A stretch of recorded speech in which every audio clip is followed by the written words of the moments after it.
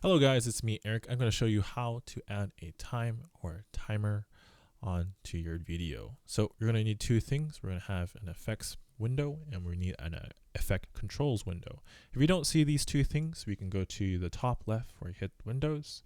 You kind of go down a little bit, maybe 6 or 7 down, and you see effect controls and effects. Those two hotkeys are Shift 5 and Shift 7. And other than that, we're going to get right into it. So we're going to go into an effects. Your effects might be layered differently or positioned differently. We're going to type in time. We're going to look at time code. We're going to click and drag it down to the timeline where we want it onto there. And so this time is going to be a little bit quicker since I have increased the video by 35 times. If you want to know how to increase it, you can hit Control R to increase to change the clip speed or duration. I sped this up by 35 times. And you do that 35 times 100, you get 3,500. And so the timer is fairly quicker. You can click on this. It should show up in your controls right here. You scroll down, you have time code as your properties. You got some layer mask that you can do with this one. So you can do a 4-point polygon mesh or a box for our clipping right here. You can size it. You hold shift to resize it. If those who may or may not know already, you can do that and kind of position itself where only the minutes and seconds are positioned to show. You can also change the feathering effect of how much how smooth the edges are, or you can make it very sharp.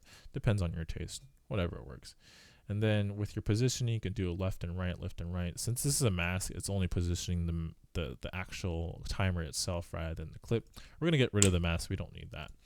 And then we have some opacity that you can change the background. As you can see, it only does the opacity of the background of the time code. Unfortunately, you can't really change the color, so you're pretty much stuck with black and white. This dot right here is called the fill symbol. You can get rid of that. Most people don't use that.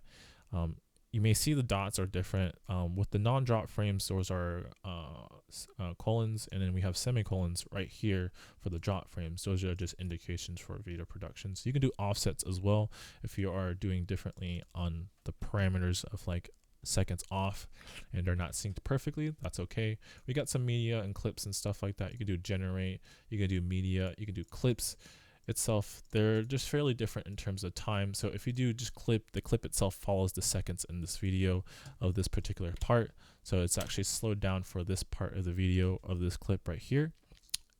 You can do the media, which is the actual time of the clip. Other than that, it's fairly simple. If you guys are struggling with this, any type of doing this stuff, just let me know. I'll help you out as soon as I can with the comments below.